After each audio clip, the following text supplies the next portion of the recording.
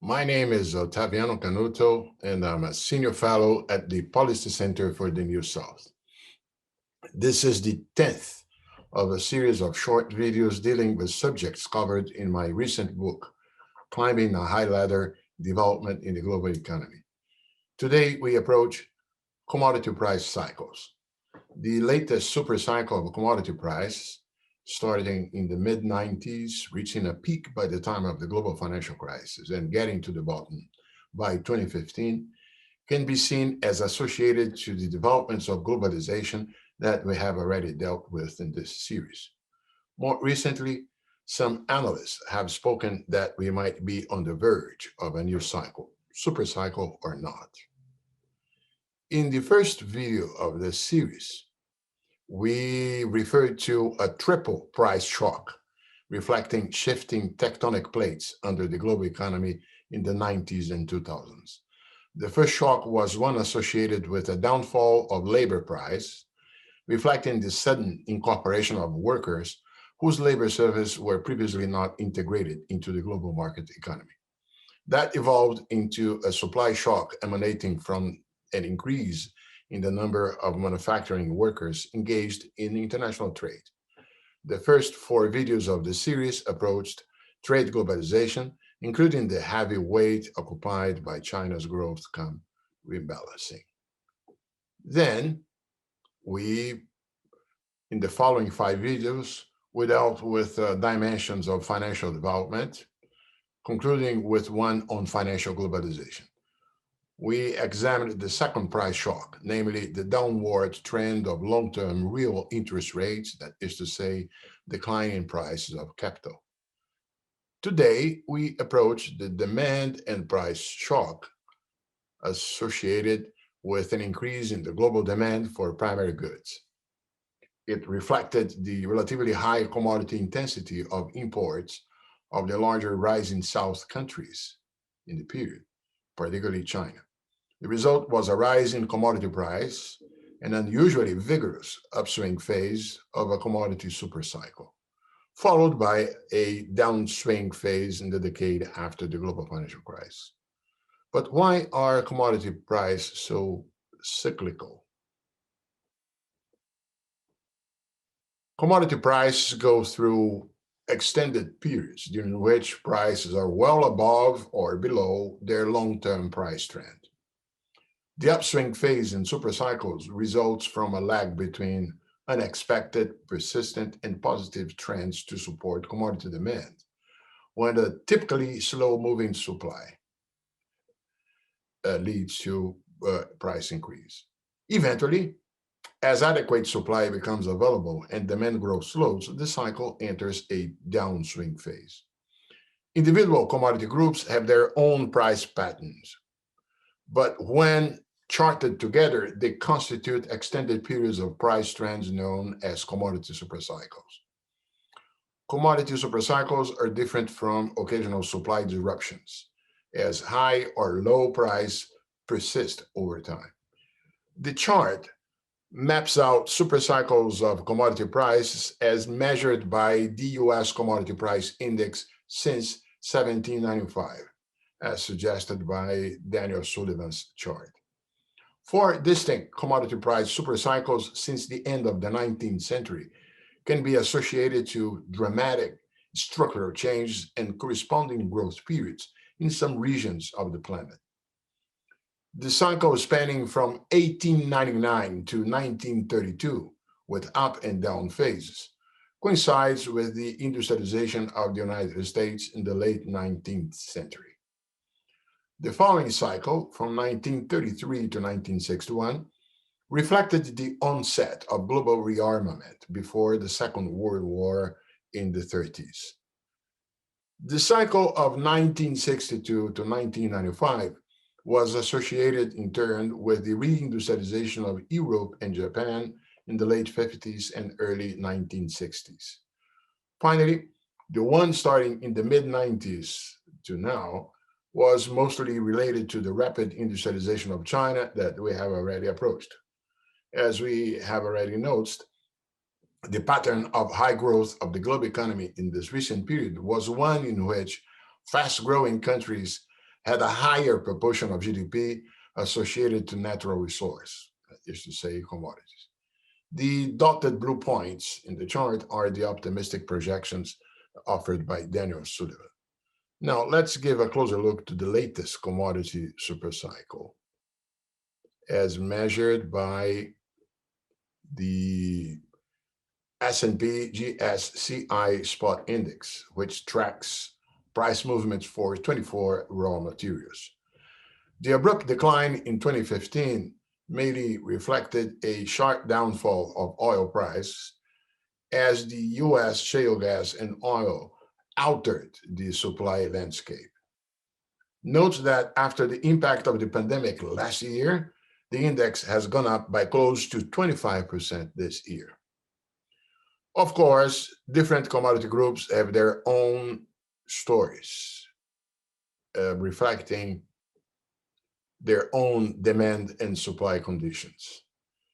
They have in common, though, the long-run price variability, given the typical longer time lags before supply adjusts to demand.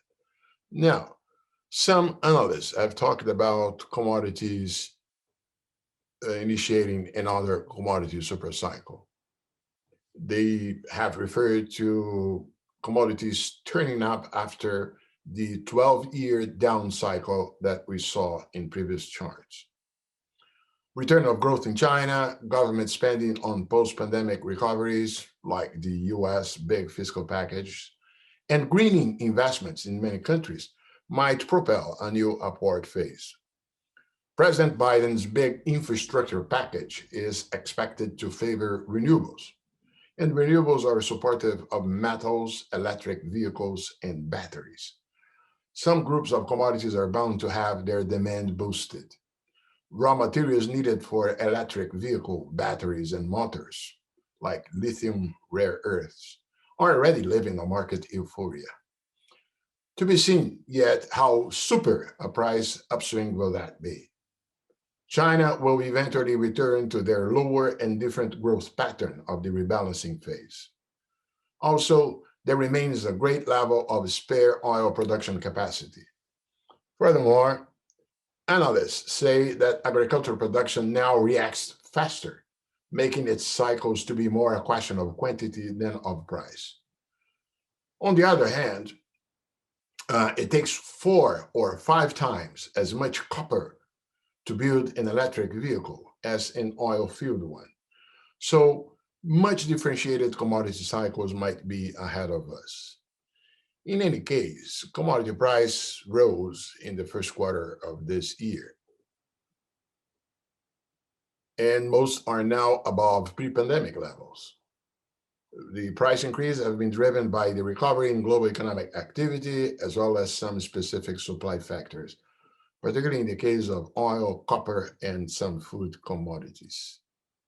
Take the case of oil, which had a deep dive last year when mobility restrictions directly impact the demand for some of the derivatives.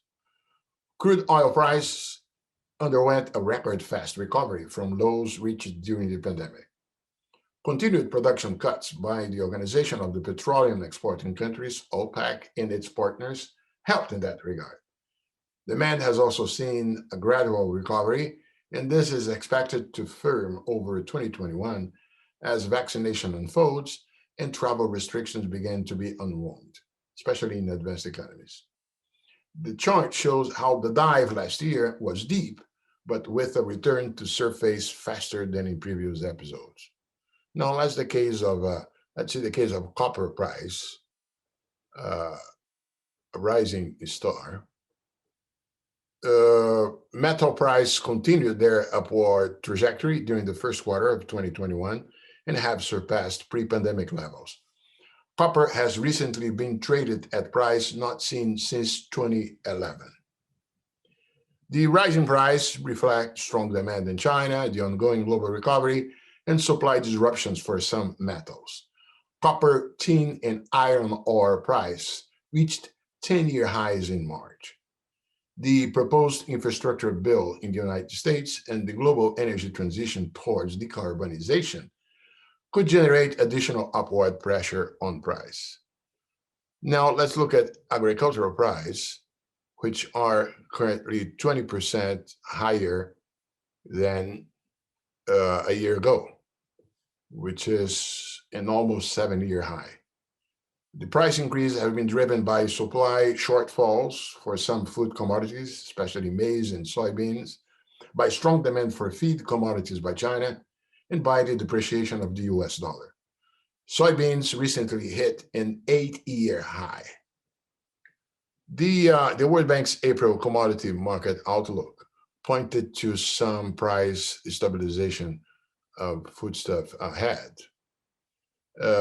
Based on the US Department of Agriculture's Planting Intentions Survey, land allocated to maize, soybean, and wheat in the US is expected to increase next season, especially in the case of soybean and wheat.